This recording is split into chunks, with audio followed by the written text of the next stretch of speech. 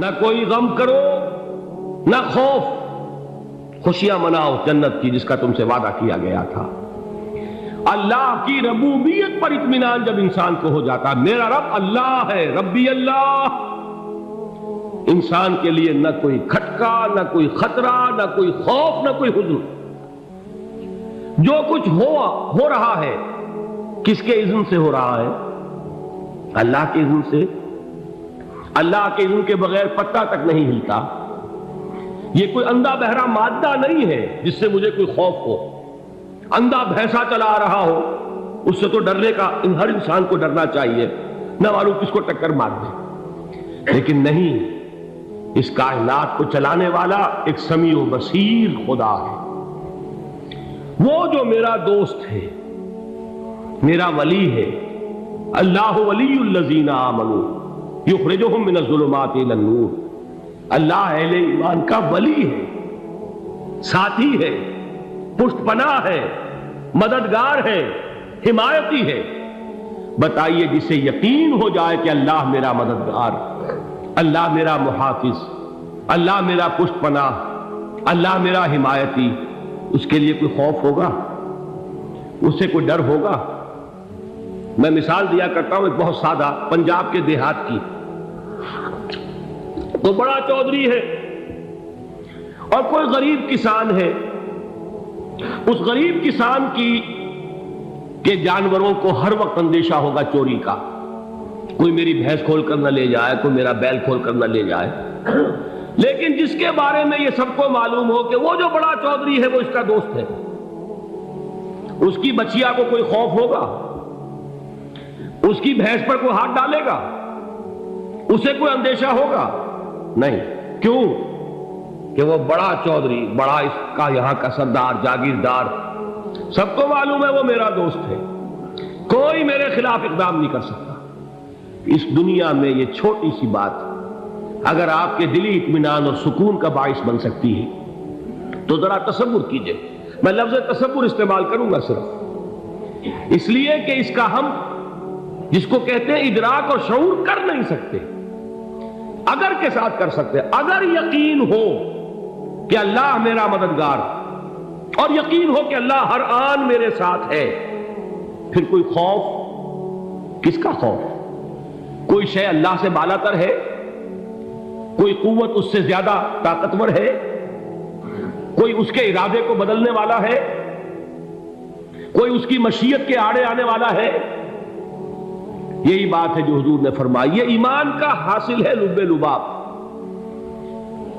کہ دیکھو اچھی طرح اس بات کو ذہن نشین کر لو، اگر تمام انسان مل کر تمہیں کوئی نقصان پہنچانا چاہے نہیں پہنچا سکتے، مگر جو کچھ اللہ نے لکھ دیا ہو، اور تمام انسان مل کر تمہیں کوئی نفع پہنچانا چاہے نہیں پہنچا سکتے، مگر وہ شے جو اللہ نے طے کر دی۔ آپ پھر میں کہوں گا ذرا طاری کیجئے، اسے فرض کیجئے، اسے سوچئے، اگر اس حدیث پر ہمارا دل ٹھکا ہوا ہو تو کسی سے ڈر ہوگا؟ یہ مجھے نقصان نہ پہنچا دے، یہ میری رپورٹ خراب نہ کر دے، یہ میری انکریمنٹ نہ رکوا دے، یہ میرا یہ نہ بگاڑ دے، یہ میرے یہ نقصان نہ پہنچا دے، اس کا ڈر، اس کا ڈر، اس کا خوف، اس کی خوشامد، اس کے لیے جا کر طرح طرح سے اپنی عزت نفس کو ذلیل کروانا اس کے سامنے۔ یہ سب کچھ کیوں کرتا ہے انسان؟ جب سمجھتا ہے کہ اس کے ہاتھ میں میرا کوئی نفع ہے، اس کے ہاتھ میں میرے لیے کوئی ضرر ہے، یہ مجھے کوئی غضب پہنچا سکتا ہے، یہ مجھے کوئی نقصان پہنچا سکتا ہے، یہ میرا کوئی کام بنا سکتا ہے، یہ میری کوئی ضرورت پوری کر سکتا ہے، اسی کا نام شرک ہے۔ جہاں آپ نے یہ سمجھا کہ غیر اللہ کے اندر کوئی طاقت موجود ہے، وہی شرک ہے۔ بتوں سے تجھ کو امیدیں، خدا سے نو امیدی، مجھے بتا تو صحیح اور کافری کیا ہے؟ شرک تو یہ ہے۔ جس پر بھی تمہیں یہ خیال ہے، کلمہ ہے یہ کلمہ سوم، لا حول ولا قوت الا باللہ، ذرا اس پر دل کو کبھی اگر آپ تصور کریں، پھر فرض کریں، دل ٹھک جائے اس پر، کوئی طاقت نہیں۔ یہی بات تھی جو شیخ عبد القادر جیلانی رحمۃ اللہ علیہ نے اپنی وصیت میں اپنے بچے سے کہی۔ 11ویں دینے والے ہیں، لیکن حضرت شیخ عبد القادر جیلانی کی وصیت اور تعلیمات کو کتنے لوگ ہیں تم جانتے ہو؟ یہ جن مقامات تک پہنچے ہیں وہ کس چیز کی بدولت پہنچے؟ انہوں نے جو پیغام دیا وہ کیا تھا؟ اے میرے بچے، جس طریقے سے قرآن مجید میں حضرت لقمان کی نصیحتیں جو ہے نقل کر دی گئی ہیں، میں یہ عرض کروں گا بالفرض اگر قرآن حضرت عبد القادر جیلانی کے بعد نازل ہوا ہوتا تو شیخ عبد القادر کی یہ نصیحتیں بھی قرآن میں درج ہوتی۔ اتنی اونچی نصیحتیں ہیں۔ اے میرے بچے، اس حقیقت کو ذہن نشین کر لے، لا فاعل فی الحقیقت ولا مؤثر الا اللہ۔ اس کائنات میں نہ کوئی فاعل حقیقی ہے نہ مؤثر حقیقی ہے سوائے اللہ۔ کسی شے میں کوئی تاثیر نہیں اگر اللہ نہ چاہے۔ آگ جلا نہیں سکتی اگر اللہ نہ چاہے، پانی ڈبو نہیں سکتا اگر اللہ نہ چاہے، زہر ہلاک نہیں کر سکتا اگر اللہ نہ چاہے، کوئی چیز فائدہ نہیں پہنچا سکتی اگر اللہ نہ چاہے۔ تو در در پہ کیوں سر جھکاتے ہو؟ در در پر کیوں جبیں سائی کرتے ہو؟ سب کے سامنے کیوں ہاتھ پھیلاتے ہو؟ ایک اللہ سے مانگو، ایک اللہ کے سامنے زمین پر اپنی جبین رکھو۔ لا فاعل فی الحقیقت ولا مؤثر الا اللہ۔ نظر آتا ہے ہمیں کہ پانی پیاس بجھا دیتا ہے، پیاس بجھانے کی صلاحیت پانی میں نہیں ہے، اللہ کے اذن سے۔ کھانا بھوک مٹا دیتا ہے، بھوک مٹانے کی صلاحیت کھانے میں نہیں ہے، اذن رب میں ہے۔ دیکھیے یہی یقین تھا حضرت موسیٰ علیہ السلام کا واقعہ یاد کیجئے۔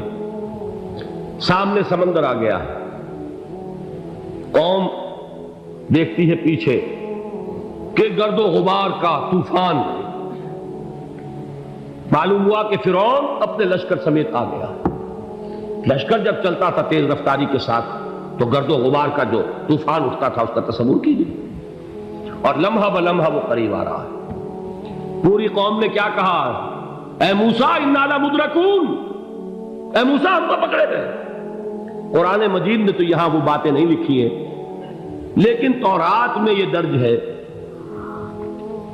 کہ بنی اسرائیل جھگڑنے لگے، دست و گریبان ہو گئے موسیٰ کے ساتھ۔ موسیٰ نے یہاں مروایا لا کر، اس سے تو ہم ہی بہتر تھے، وہاں کھانے کو ملتا تھا، زندگی تو تھی، بیگار ہم کر رہے تھے، موت تو نہیں تھی۔ اب جو کچھ ہوگا اس کا تصور کرو، جس طریقے سے ہمارے ٹکڑے اڑائے جائیں گے۔ تو لڑ رہے ہیں حضرت موسیٰ علیہ السلام سے، یہ تورات کی تفصیل ہے۔ قرآن میں صرف اتنا آیا ہے، پریشان ہو کر انہوں نے کہا انا لمدرکون، موسیٰ ہم کو پکڑے گئے۔ اس وقت موسیٰ کا جواب کیا ہے؟ کلا ان معی ربی سیہدین، نہیں، میرے ساتھ میرا رب ہے، وہ راستہ دے گا۔ بتائیے کہاں راستہ نظر آ رہا ہے؟ یہ ہے ایمان بالغیب۔ راستہ نظر نہ آئے تب اللہ پر یقین ایمان ہے۔ جیب میں پیسے ہوں اور تب دل کو اطمینان ہے تو ایمان کس پر ہوا؟ پیسے پر، اللہ پر نہیں۔ جب وسائل و ذرائع نہ ہو اور پھر یقین ہو کہ اللہ مسبب الاسباب ہے، وہ اسباب کا پابند نہیں ہے، وہ اسباب کا محتاج نہیں ہے، اسباب اس کے محتاج ہے۔ اگر یہ یقین ہے تو اللہ پر ایمان ہے، یہ نہیں ہے تو تمہارا ایمان اسباب پر ہے، وسائل پر ہے، ذرائع پر ہے، مادیات پر ہے، اللہ پر نہیں۔ اس وقت کہاں راستہ تھا؟ کوئی راستہ تھا؟ سمندر ہے اور ادھر سے لشکر آ گیا ہے۔ کلا ان معی ربی سیہدین۔ اب دیکھیے ایمان کہہ دینا آسان ہے، ہوا معکم اینما کنتم، جہاں کہیں بھی تم ہوتے ہو اللہ تمہارے ساتھ ہوتا ہے، لیکن اس کا یقین قائم ہو جائے تو زمین و آسمان کا فرق واقع ہو جائے۔ یہی بات ہوئی حضور کے ساتھ۔ غار ہے، چھپے ہوئے ہیں محمد رسول اللہ اور آپ کے وہ یار غار ابو بکر صدیق رضی اللہ تعالی عنہ۔ اقبال نے حضرت ابو بکر کی شان میں چند اشعار کہے صرف، لیکن واقعہ یہ ہے کہ بھاری بھاری نظموں پر اور قصیدوں پر بھاری ہے، طویل ترین نظمیں اور قصیدے ہوں ان پر بھاری ہے۔ ہمتیں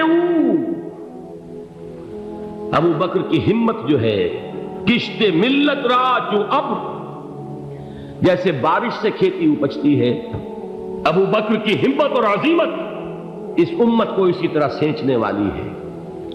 ثانیے اسلام و غار و بدر و قبر،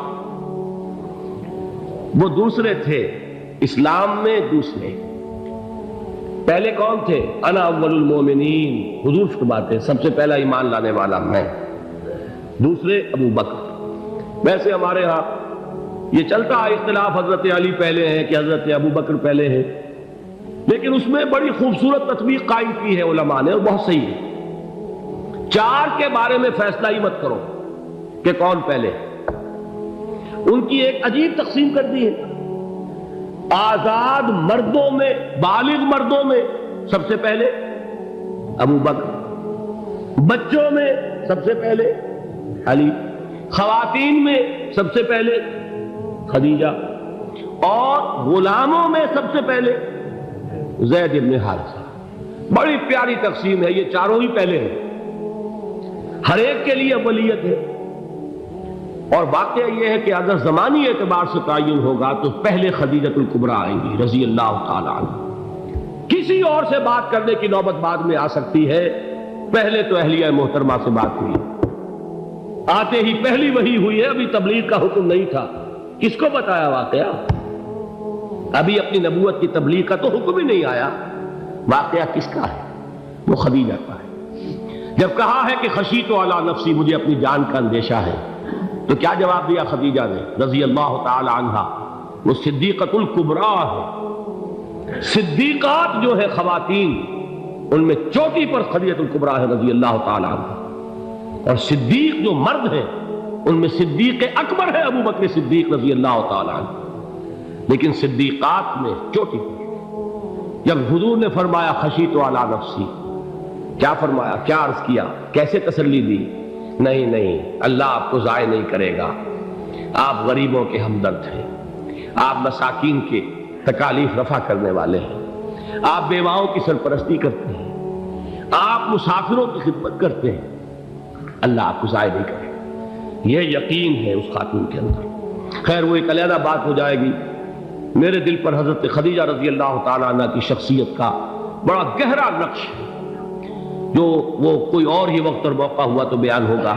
بہرحال اقبال نے ایک مصرے میں جو چار اولیتیں جمع کر دی ہیں، ہمتیں او کشت امت را چو ابر، ثانی اسلام و غار و بدر و قبر۔ اسلام میں حضور کے بعد پہلے کون؟ ابو بکر۔ غار میں حضور کے ساتھ کون؟ ابو بکر۔ بدر کی رات اللہ کا رسول سر سجود، وہ جھاڑ، وہ گھاس پھوس کی جو جھوپڑی بنائی گئی تھی، اور وہاں تلوار ننگی لے کر پہرا دینے والا کون؟ ابو بکر۔ اور اس حجرہ عائشہ میں محمد کے بعد سب سے پہلے دفن ہونے والا کون؟ ابو بکر رضی اللہ تعالی عنہ وصلی اللہ علیہ وسلم۔ وہ جو معاملہ میں سنا رہا تھا غار ثور کا، حضرت ابو بکر بھی حضور کے خیال سے لرز گئے ہیں۔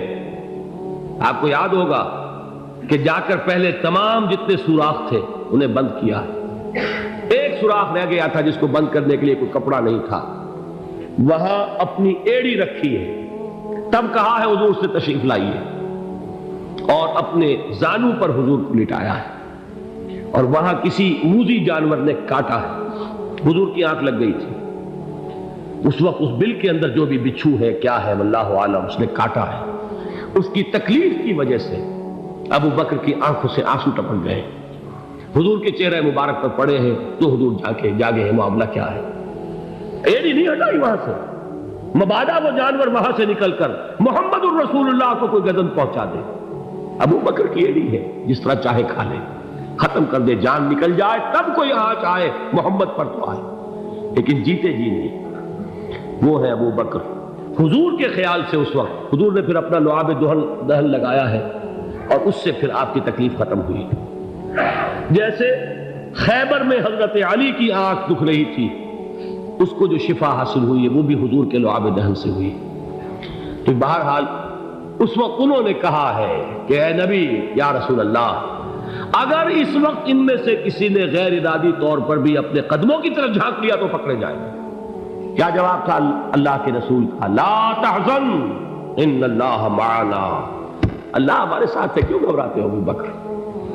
یہ ہے ایمان باللہ، میرا مالک اللہ، میرا رازق اللہ، میرا محافظ اللہ، میرا مددگار اللہ، میرا پشت پناہ اللہ، میرا دوست اللہ۔